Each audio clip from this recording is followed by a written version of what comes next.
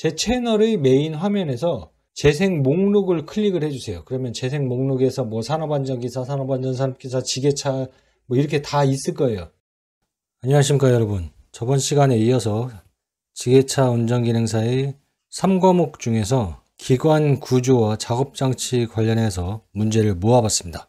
제가 여러 종류별로 모아놨기 때문에 여러분이 좀 더 취약하신 부분을 집중적으로 반복해서 들으신다면 지게차 운전기능사는 책을 볼 필요 없이 바로 합격을 하실 수 있을 거예요. 자, 그럼 바로 시작하겠습니다.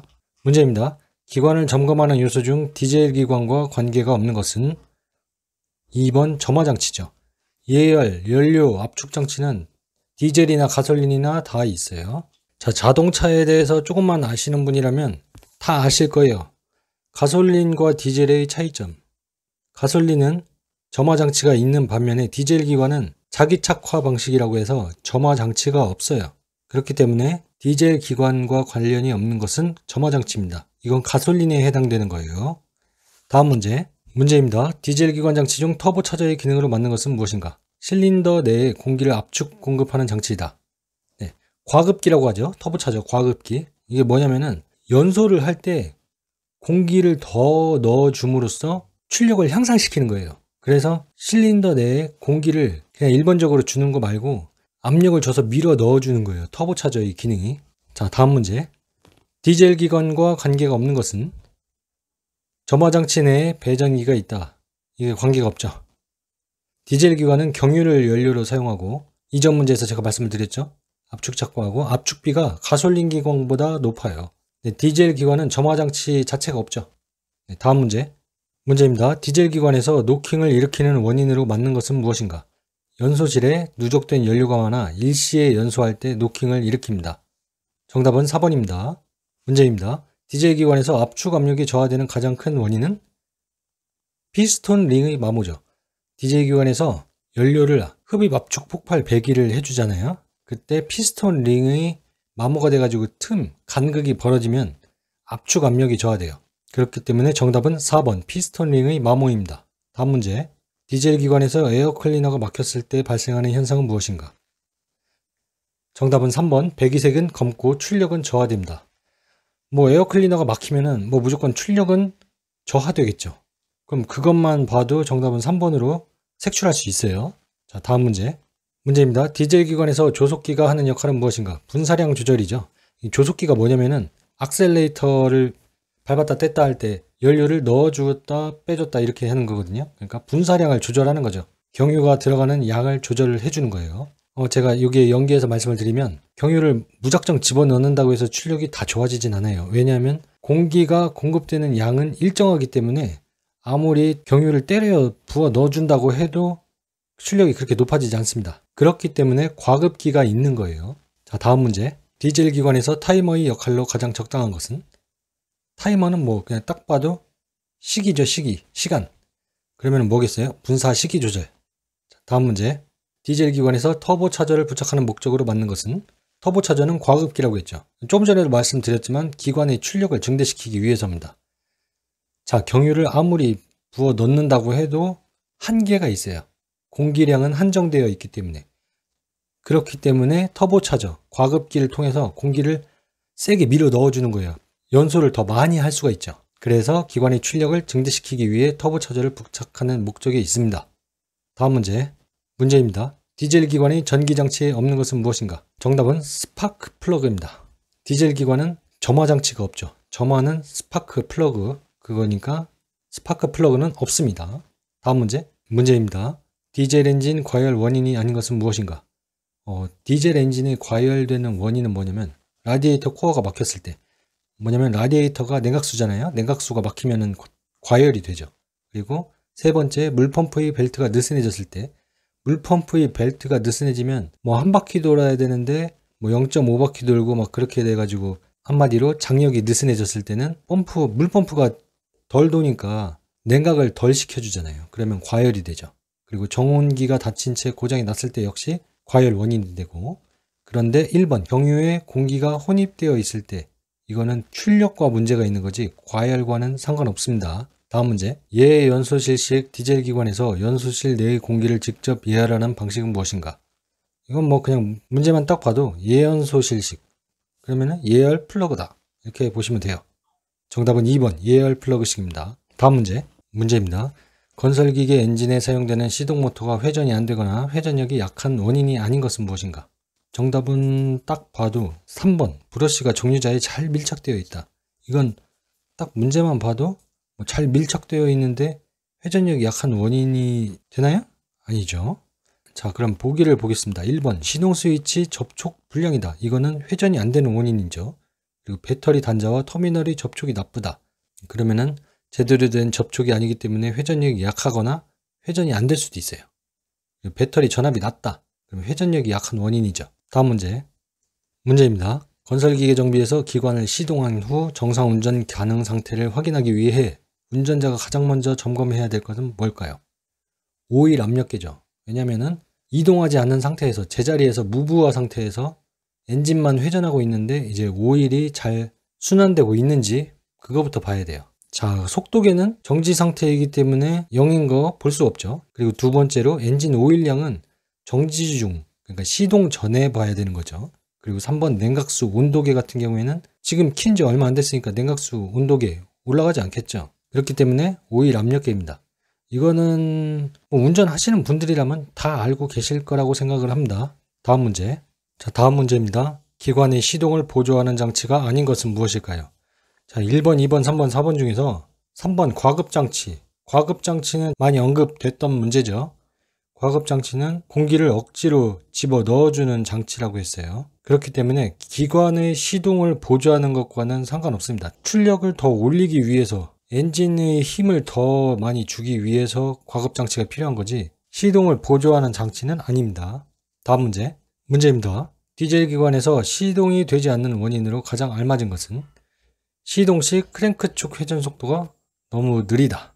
자, 여러분 생각을 해보세요. 뭐 예촉이라든지 경운기라든지 처음에 시동을 주기 위해서 줄을 끌어당기고 그러잖아요. 그럴 때 힘을 덜 줘서 천천히 잡아당기거나 아니면 경운기를 천천히 회전시키면은 시동이 걸리지 않아요. 이건 경험해 보신 분들은 다 아실 겁니다. 시동을 줄 때는 바다당 이렇게 빠르게 줘야 돼요. 그렇기 때문에 시동이 되지 않는 원인은 크랭크 쪽 회전 속도가 느리다는 겁니다. 다음 문제입니다. 엔진이 기동되었는데도 시동 스위치를 계속 온 위치로 할 때 미치는 영향으로 맞는 것은 무엇일까요?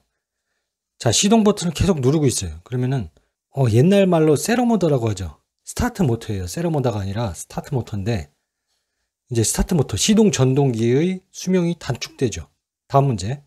자, 이제부터는 여과기 관련 문제를 모아봤습니다. 기관에 사용되는 오일 여과기에 대한 설명으로 틀린 것은 무엇일까요?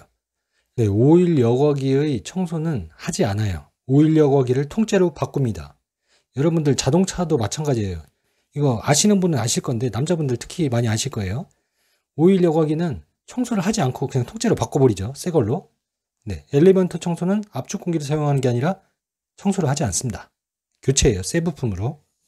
다음 문제입니다. 기관의 오일 여과기의 교환 시기는 언제인가요? 윤활유 1회 교환 시 1회 교환한다. 예, 방금 전에도 말씀을 드렸죠. 제가 윤활유를 교환을 할 때 오일 여과기를 새 걸로 통째로 교체를 합니다. 절대로 뭐 엘리먼트 빼가지고 분해하고 그렇게 하지 않아요. 다음 문제입니다. 오일 여과기의 역할은 무엇일까요? 오일 여과기는 오일에 섞인 불순물들을 걸러주는 역할이에요. 그러니까 공기청정기랑 비슷하다고 보면 되죠. 정답은 3번 오일 세정작용. 오일을 깨끗하게 해주는 거예요. 다음 문제입니다. 윤활장치에서 오일 여과기의 역할은 무엇일까요? 제가 방금 전에 말씀드렸죠. 오일에 포함된 불순물은 제거한다고요. 오일 여과기가 뭐냐면은 공기청정기랑 똑같은 역할을 한다고 했어요. 자, 다음 문제입니다. 오일 여과기의 점검사항으로 틀린 것은 무엇일까요? 점검사항으로 틀린 거. 엘리먼트 청소는 압축 공기를 사용하지 않아요. 청소는 하지 않아요. 그냥 새 걸로 교체합니다. 정답은 2번이고요. 다음 문제입니다. 타이어에 9.0, 20, 14PR로 표시된 경우 20이 의미하는 것은 무엇일까요? 정답은 2번 내경입니다. 요거와 관련된 문제는 제가 설명으로 말씀을 드린 동영상이 있죠. 유점 정리한 거. 그거를 보시면 됩니다. 다음 문제입니다. 타이어에서 고무로 피복된 코드를 여러 겹으로 겹친 층에 해당되며 타이어 골격을 이루는 부분은 무엇일까요? 정답은 카커스부라고 합니다. 카커스. 자주 나오는 문제예요.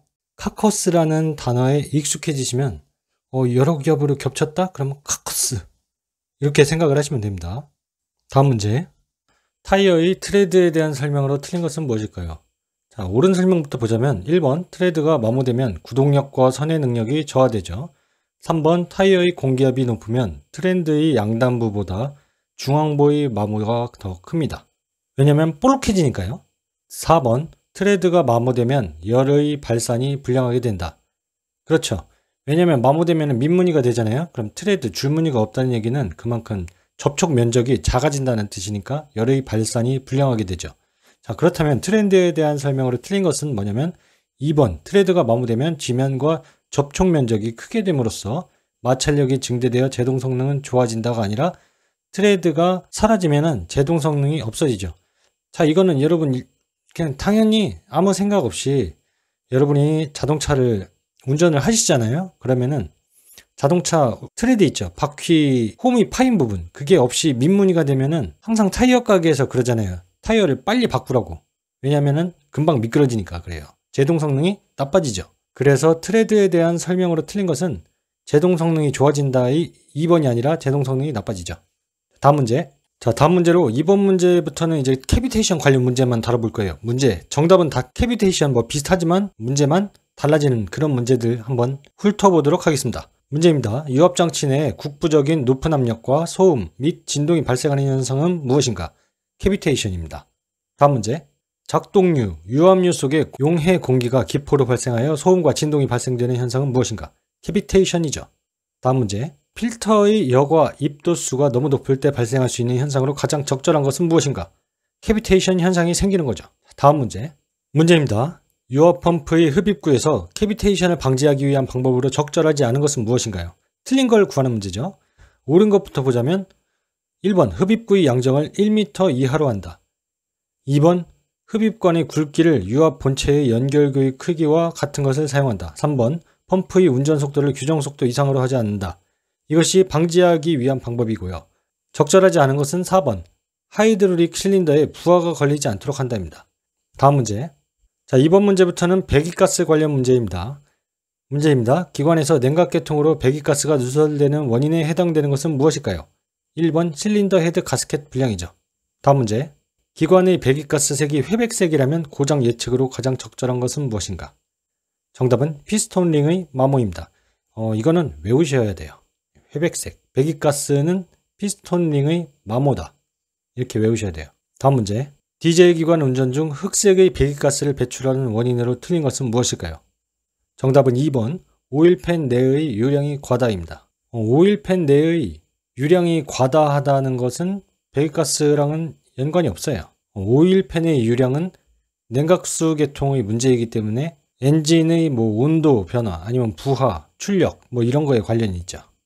다음 문제. 자, 이번 문제부터는 헤드라이트 관련 문제를 모아봤습니다. 문제입니다.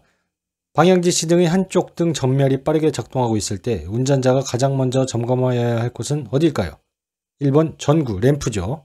다음 문제. 세미 실드빔 형식을 사용하는 건설기계 장비에서 전조등이 점등되지 않을 때 가장 올바른 조치 방법은 무엇일까요?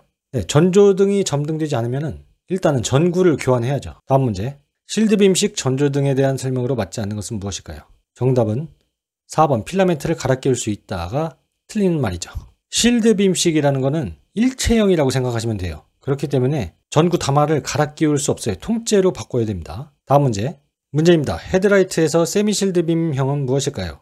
정답은 3번 렌즈와 반사경은 일체이고 전구는 교환이 가능한 것이죠. 자, 세미이기 때문에 실드빔은 제가 방금 전에 뭐라고 했죠? 통째로 하나의 일체형이라고 했기 때문에 렌즈, 반사경, 전구가 일체인 것. 2번 같은 경우가 실드빔형이고 세미다. 여러분 정장이 아니라 세미 정장 이런 거 있잖아요. 정장은 정장인데 완전한 정장이 아닌 약간 캐주얼한 정장 이런 거 있죠. 이런 것처럼 실드빔도 완전한 FM 실드빔이 아니라 세미 실드빔이라고 해서 실드빔 비슷하게 하는 거예요. 그러므로 렌즈와 반사경은 일체이고 전구만 교환이 가능한 것이 세미 실드빔형입니다. 다음 문제. 문제입니다. 야간 작업 시 헤드라이트가 한쪽만 점등되었어요. 고장 원인으로 가장 거리가 먼 것은 무엇일까요? 정답은 헤드라이트 스위치 불량이죠. 한쪽만 점등되었으면 한쪽 관련된 전구 접지 불량이라든지 한쪽 회로의 퓨즈가 단선되었든지 아니면 전구가 불량한 것이지 헤드라이트의 스위치가 불량하면 두 쪽 다 문제가 생기죠. 자, 다음 문제. 건설기계에 사용되는 유압 실린더 작용은 어떠한 것을 응용한 것인가? 이것은 파스칼의 정리, 파스칼의 법칙이죠. 다음 문제. 밀폐된 용기 중에서 채워진 비압축성 유체의 일부에 가해진 압력은 유체의 모든 부분에 그대로의 세기로 전달되는 원리는 무엇일까요? 정답은 파스칼의 원리죠. 방금 이전 문제에서도 말씀을 드렸던 거 유압 실린더에 작용하는 그런 원리가 바로 파스칼의 원리입니다. 다음 문제. 사행정기관에서 엔진이 4000rpm일 때 분사펌프의 회전수는 무엇일까요? 정답은 2000rpm입니다. 2분의 1이죠. 왜냐면 엔진이 한 바퀴 돌 때 흡입 압축 그리고 그 다음 한 바퀴 돌 때 폭발 배기가 일어나죠.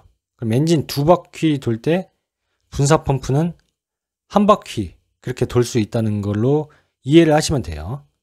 그래서 엔진이 4000rpm이다. 엔진 두 바퀴 돌 때 분사펌프 한 바퀴 돈다고 했죠? 그러면은 50% 도는 거니까 정답은 2000rpm이 되죠. 다음 문제. 문제입니다. 엔진의 회전수를 나타낼 때 RPM이란 무엇인가? RPM은 분당 엔진 회전수. 여러분 다 자동차 조금만 관심 있으면은 뭐 몇 RPM이에요, 몇천 RPM이에요 이런 거 분당 엔진 회전수 다 알고 계시죠? 만약에 RPM이 아니라 시간당이다. 그럼 RPH가 되겠죠. 근데 보통 일반적으로 RPM을 쓰니까 만약 예를 들어서 말씀을 드리는 거예요. 그리고 초당 엔진 회전수를 나타내겠다 싶으면은 RPS 이렇게 되겠죠. 그리고 10분간 엔진 회전수 이런 건 없어요.